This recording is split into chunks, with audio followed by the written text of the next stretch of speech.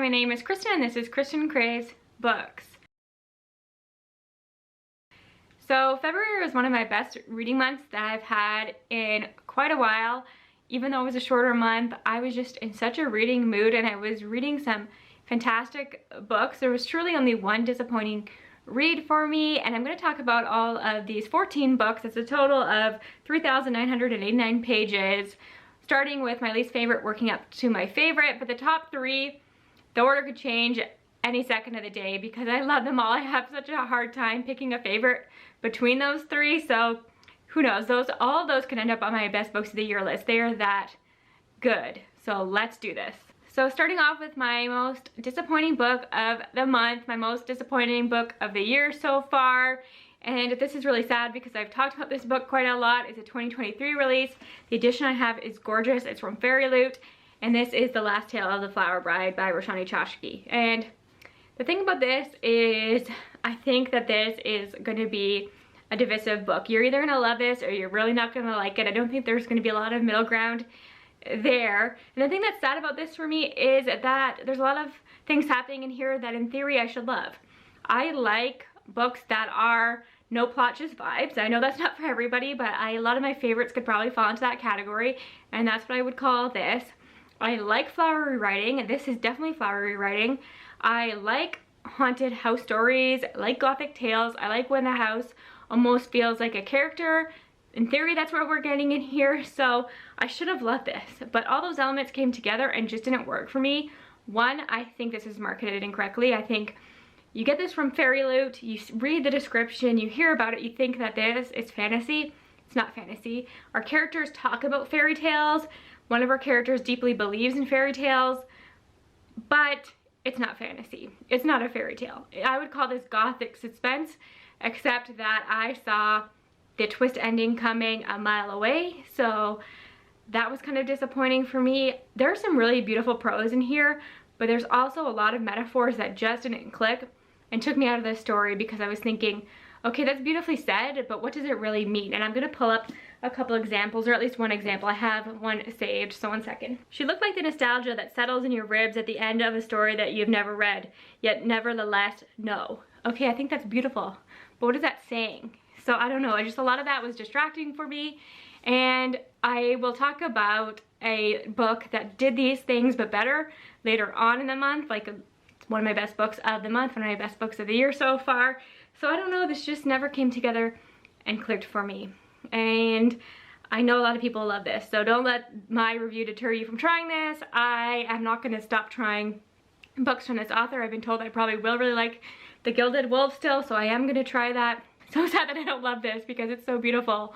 I have a hard time unhauling beautiful books. So, and it's on the shorter side, so you can get through it rather quickly. It just was not my thing. I just did not love how it all came together.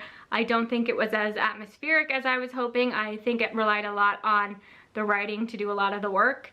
This is not really about a marriage. It's more about a toxic female friendship in that we get flashbacks to when the wife in this was a teenager in this toxic friendship that she had with another girl, and in that way it kind of felt YA, but we're exploring darker themes. I don't know, just none of it really worked for me personally, and that makes me sad.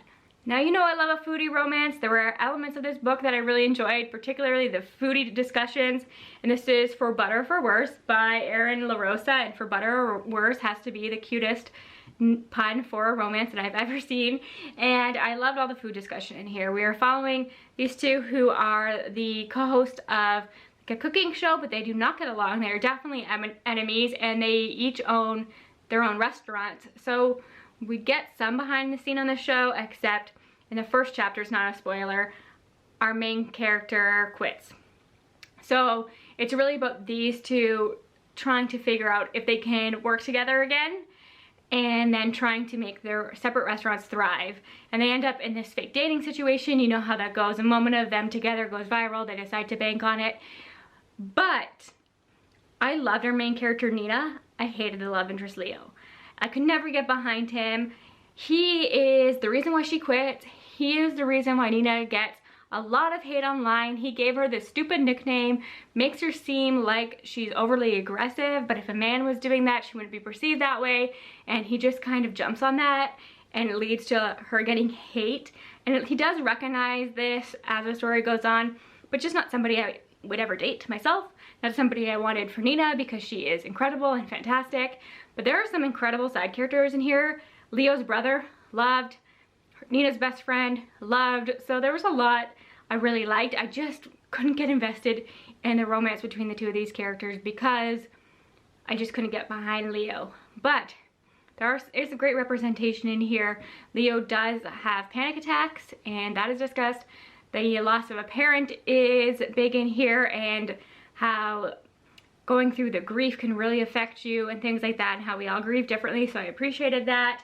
I thought the conversations about women in the food industry are important and well handled. It's just the romance that didn't click with me, and at the end of the day, this is a romance novel. So not my favorite, but I will try whatever Erin LaRosa writes next because I did like the writing. I liked the setup. I just don't love Leo, so maybe the next time I will like the hero more, but just not my favorite. In February, I participated in the readathon 72 hours in the haunted house and had so much fun.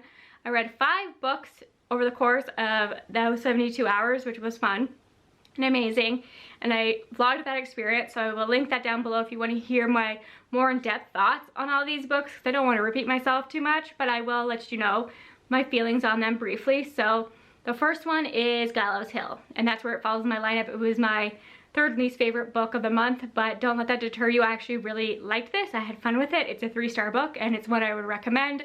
I do want to try more from Darcy Coates because Darcy Coates is such a beloved horror author, and I do think I should like cozy horror in theory because I love cozy fantasy.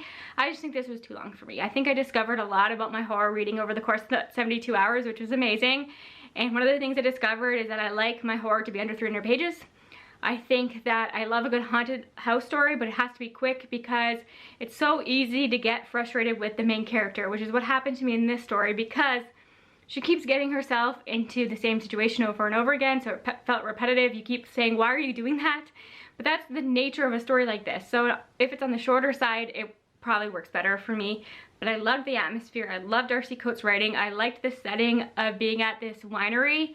The ending of this, I saw some of it coming, but not really. And the way that it's done and wrapped up is fantastic. I'm telling you, the book's worth reading just for the ending. It's just the pacing was off for me. So I will try more Darcy Coates, maybe her smaller stuff, her shorter stuff, but I would recommend this. I listened to it on Audible, an audiobook, and I really liked that experience. So solid 3-star book for me. I'm making my way through all the Spiffbo books, and the next one that I read was Mysterious Ways by Abby Evans. This one's getting mixed feelings amongst the group, though Maria from Maria Might Read That adores this, and I will be by her side. I don't think I loved it quite as much as she did, but I will defend it with her because this was fun. And again, this taught me something about my reading, that I like the heaven and hell setup, the overworld and the underworld, the angels and demons. That's a very classic fantasy setup, but I'm realizing that's something that works for me. And that's what you get in here. I am currently filming my 2nd Spiffbo reading vlog, so I have 3 more Spiffbo books left to read. So once I do that, you will see my more in-depth feelings on this one. But safe to say, I really had fun with it. It's sapphic. It's a very slow burn romance. This is the first book in a series, so we're just getting a taste for the romance so far. There is a side character who is a bodyguard named Theo, who is such a cinnamon roll, and I loved. And our main character is like a detective. What do they actually call it? She's a commander, think of the police, and she is starting to question her job. She sees the world very much in black and white, but she's realizing that maybe it's more gray than she thought, and that maybe those in powers are corrupt and don't always have good intentions, and so her eyes are being opened to this, and she ends up in the underworld trying to right some of her wrongs, we will say. So I thought it was fun, like an adventure story. It's quick. I thought the characters were interesting. The writing, nothing to write home about, but nothing that truly stood out to me as bad. I think that if you like cozy fantasy, it leans more into that side than it would epic fantasy. It's like somewhere in the middle for me. It's not going to be my winner by any means, but I think it's worth reading. I'm happy that I discovered it. This is the kind of thing that I'm glad that I joined this Spiffbo challenge for, because I wouldn't have picked this up on my own and I would have been missing out. And I will continue on with this series. I thought the ending was really interesting, talking about some creation stuff. I think the world has so much potential here. You could write 1,000 books with the concept that she's come up with. So I just had a good time with it. I thought it was fun. Another book that I read for 72 hours in the haunted house was Fever Dream by Samanta Schweblin. And this was a very quick listen, but it's one I think I have to reread because it is aptly named. This book is a fever dream. And it's just a conversation between this boy and this woman who's on her deathbed, and they're reflecting on what brought her here, but her memories are kind of warped. There's something up with this boy. It's very strange. And a lot is going on for a book so small. And I recommend reading an article, an interview from the author. I'm going to link that down below because it really gives you a lot of insight into this book that I think is fascinating. And now, having read that article, I think if I reread Fever Dream, I will see it in a new way. But it's just one of those horror books that's on the shorter side that you really can't even explain to you the concept. You just have to go with it and be prepared to be a little bit confused, but kind of in awe of it. And it's one that I continue to think about, and it's growing on me, and I should probably reread it sooner rather than later.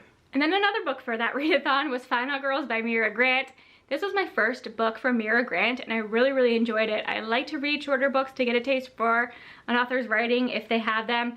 And I think that was a good idea. I definitely want to read Into the Drowning Deep now more than ever. This is sci-fi horror, another discovery during this readathon. Sci-fi horror is one of my favorite horror subgenres. Give me all your recommendations down below. I need them all. And I know Mira Grant has quite a few of them, so that makes me excited. This was an interesting discussion on the use of virtual reality or nightmares in therapy. So we're following, it's just like at this institution where they're doing this research on virtual reality nightmares that they create that can help a person overcome something that they're struggling with. So one of the examples we have is we have these sisters who have a very complicated and difficult relationship. They do not get along at all, but they sign up for this experience and they're given this nightmare. I think it's either scarecrows or clowns, two of my biggest fears, that are trying to kill them, and they fight for each other and save each other's lives, and they come out of the nightmare more bonded and realizing that the sacrifices that they will make for one another, so it helps their relationship. So there's discussions on that and whether that's ethical or how long lasting the effects of that will be. And we're following a journalist who has a past with regressive memories, and she doesn't believe in all that stuff, and she ends up in this virtual reality experience. And so we get what's happening on the outside within the institution and what's happening to her in the nightmare. My only issue with it is I don't know that I love the twist that happens in the middle, and I understand why Mira Grant added it because it makes it more exciting and more tense and keeps you turning the pages, but I don't think it was needed. The nightmare was good enough for me, but I thought it was really an interesting premise, and I'm excited to read more from Mira Grant because I really like this. You know all those tags at the end of the year where you're asked, like, who was the best author you discovered in the year? I already know mine. It's Kennedy Ryan. This is happening. I'm gonna read everything Kennedy Ryan has ever written. And again, I started with something short by her. She has sadly it's an Audible exclusive novella, so you can only listen to it on Audible. It's not in print anywhere, but it's called Coming Home, and it's very short listen. And it's just a second chance romance, or like The One That Got Away kind of thing. These two people are coming back to their college for an event, and they always had feelings for each other, but it just never worked out. And now they're reconnecting all these years later. And it was sweet. I liked the writing. I thought it was fantastic. And as you will see, I read something else by Kennedy Ryan, but it's much higher on the list because it was brilliant. But I'm so glad that I just decided to listen to this on a whim. It was just an hour. Loved every second of it. Highly recommend. Another horror book that I read for 72 hours was When the Reckoning Comes by Latonya McQueen. And this is a horror in the way that humans can be horrifying. What we do can be horrific. How we can treat others is just horrifying. That is the kind of horror this is, and that's the kind of horror that I again realized I like. I like horror that is saying something, has some kind of social commentary, and I think of all of the horror that I read in that 72 hours, this one does that the most and the best. We are following a main character who is coming back for an estranged friend's wedding, and this wedding is on a plantation, and our main character is black, the bride is white, and they had like a complicated friendship growing up. And there's also a third character who was arrested in their youth for something that happened on this plantation, and maybe the slaves are coming back for a reckoning. Now, my thing with this is the people that I think should have gotten a reckoning. Didn't get a reckoning in a way that I thought was satisfying. But overall, I really appreciated this. Our main character is really looking in herself and her own anti-blackness and reckoning within herself, which is a concept that I really like. I like when our main characters come to their own self-reckoning, and I think this was done really well. I will read anything else by this author. I really liked the writing, really fantastic horror, and the kind of horror that I'm definitely drawn to. Then I finally read the last novella in Murderbot, Fugitive Telemetry, and Kate from Kate Coy told me that it was best to read all of the novellas first before going back to read the full-length novel, Network Effect, which I will be reading this month and I'm so excited about. But I think that was smart because Fugitive Telemetry feels very much like its own thing. It's like an isolated murder mystery within the Murderbot series. So a body is found and Murderbot has to find the killer, and it's just such a good time. If you're already familiar with Murderbot, I think you'll be happy with this one if you read it in the right order, because I know a lot of people read Network Effect and they want a continuation from that story, but from what I've been told, Fugitive Telemetry happens before any of the events that happen in Network Effect, so I highly recommend skipping Network Effect, reading Fugitive Telemetry, and then coming back to Network Effect. That is what I'm doing. I think that's the best way to do it and the best way to appreciate Fugitive Telemetry for what it is, and it's fun. Then I buddy read Clyde of Nestra with Nat from Nerdy Nat Reads, and I know we both like Greek myth retellings. We both enjoyed this as far as I can see, and this was a great book to buddy read. There's a lot to discuss in this one. I think the day you see this is the day that this comes out, and I tabbed quite a bit of this. You probably can't see it because I use like, can you see these tabs? Those kind of tabs. I just love them because it looks cleaner. And I love this. Clyde of Nestra, you might be familiar with, but I don't know if you know her entire story or the story that Costanza Casati gives her. Is fascinating. And I thought I was familiar with her, but I didn't know her childhood like this. And I think that it was the most interesting part for me. This is separated into 3 parts. We get her childhood, her marriage, and then what's happening during the Trojan War to her. So I won't spoil it in case you aren't familiar with her story, but the first part is really about her relationship with Helen. Helen is her sister, but Helen is also the face that sailed 1,000 ships, so she's very important to the Trojan War. But Clyde of Nestra is a more interesting character to me personally, and she's more interesting to the people in Sparta, which is fascinating. I love learning about Sparta, the culture, how they view women in a different way than a lot of other cultures in this world. And I just thought that the relationship between Clyde of Nestra and Helen is very important throughout her entire life, both of their lives, and how that affects everything that happens to her. And there's something that, I don't know if this is true in every retelling of Clyde of Nestra, or every story that is told of her, but there was an angle in here that I didn't know happened to her, and I can't say more than that, but I cried. And then I was telling Nat, I'm like, I know what happens in the story, but it still got to me. I still deeply cared, and I'm somebody, when I know that something bad's gonna happen to a character, I put up a wall. I don't get attached because I know. But in this case, I just couldn't help it because I love her so much, and I cried. So I highly recommend this if you're into Greek myth retellings. Actually, one second. So what I would recommend is reading Clyde of Nestra first, and then picking up Electra by Jennifer Saint, because Electra is Clyde of Nestra's sister, and Clyde of Nestra actually has a perspective in this book, and you get to see hints and glimpses of Electra's thoughts and feelings from Clyde of Nestra's perspective in this book.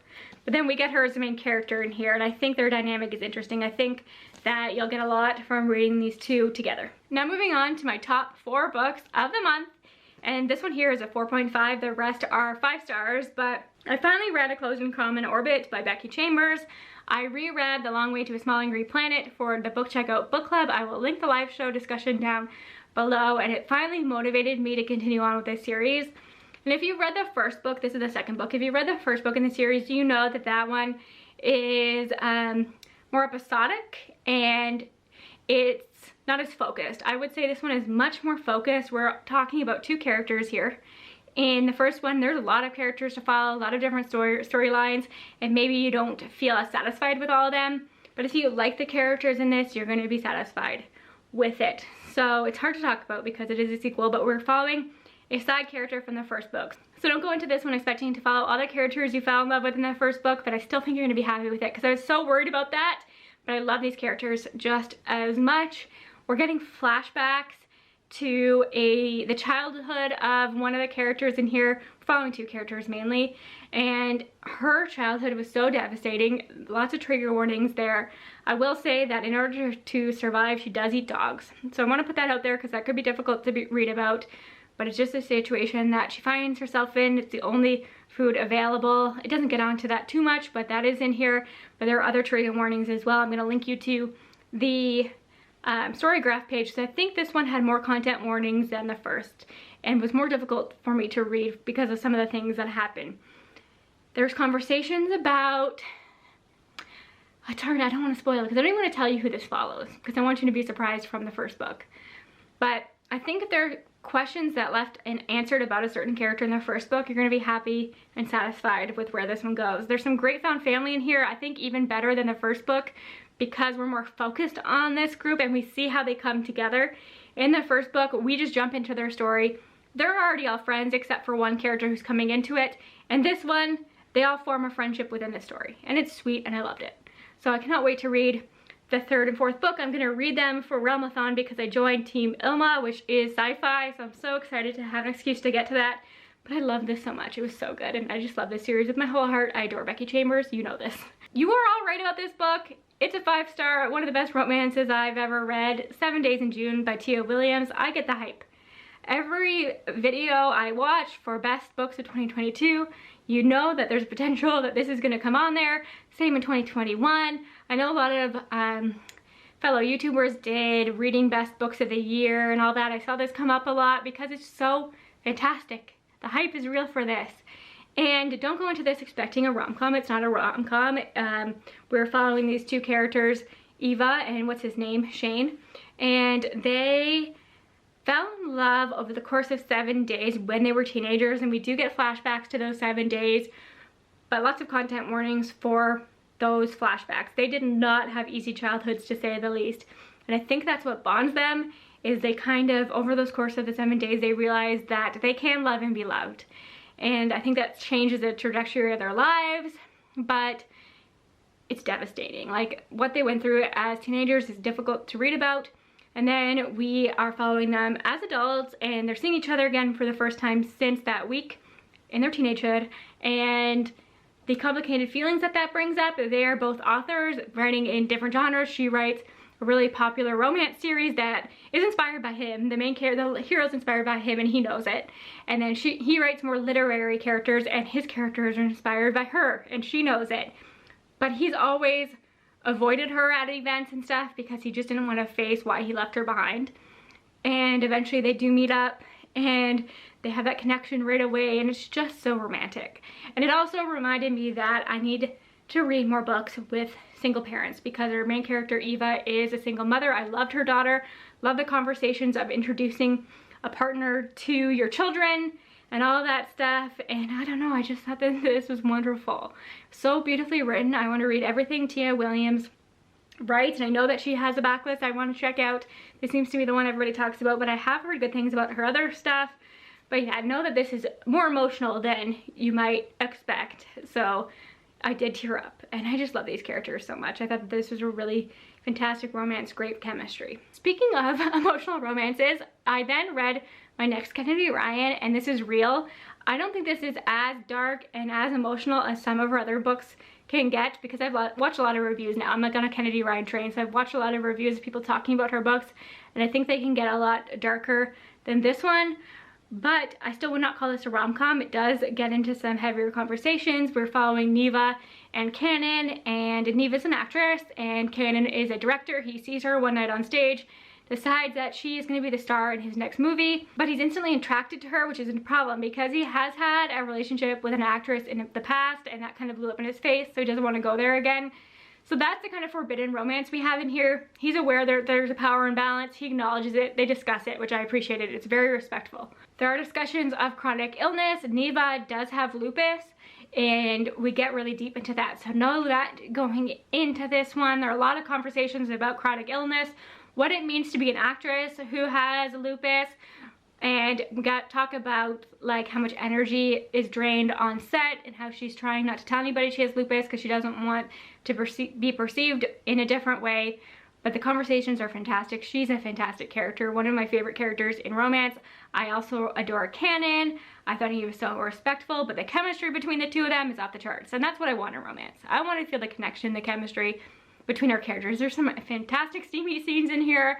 We also get little glimpses of the movie that they're making. They are telling the story of a woman who has been forgotten in history, and we get to see her music and her love story. She is in love with a woman, and this is like back in the day, it's like a historical story, and it's just about giving this woman a voice.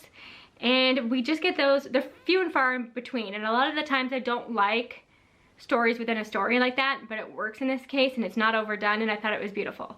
So the whole thing just worked. I thought this was fantastic, 5 stars. Can't wait to read my next Kennedy Ryan. Let me know which one I should try next down below, because I just thought this was so brilliant. And then my best book of the month, and I don't think this will be a surprise for anybody who has read this, it was my best book of the 72-hour readathon, A Dowry Blood by S.T. Gibson. And this is a Fairyland edition, so glad I have this. It is so beautiful. This is what I was talking about when I'm trying to compare it to The Last Tale of the Flower Bride, because I think they do similar things in the writing, in the atmosphere, but for some reason this clicked better for me. I think that S.T. Gibson's writing is flowery, it can be over the top, but it works. I feel like it's saying something. I think that because this is following Dracula's brides, that kind of writing just makes sense for the story. I love that it's the last love letter to Dracula from his first bride, but she never names him. So that's very empowering in its own way. And the relationships that she has with the other brides and another character in here, the way that she is reflecting on her relationship with Dracula and realizing how toxic it was. And you can see she's really coming to terms with it as she's writing this. The whole thing is just beautiful. Everybody's right. We're getting a companion novel next year. S.T. Gibson, I think, was just signed a deal for 4 more books in a completely different series, but if it's half as beautiful as this, I'm going to love it. There's just something special about this book. I think even if you're not into horror, you should try this. Even if you don't like flowery writing, I would read an excerpt of this somewhere online to see if you like it, because it's really beautiful. And there is a short story written from a character in here who I don't want to spoil. So if you read this and you aren't aware, if you just Google, what's it called? Encore of Roses, I think. It'll come up and you can read it, and that's well worth the read as well. And I just love this Fairyland edition, the experience of this with like the typography and everything. Oh, just, this was, you know, sometimes you have those reading experiences that just feel special. That was this for me. It just felt like special to me. It's something that I'll remember and stand out. A book I need to reread over and over again. I just loved it. So those are all the books that I read in February. Let me know your thoughts on any of them. Tell me the best book you read in the month was. I'd love to talk about it. Thanks again for your support. I'll talk to you again soon. Bye for now.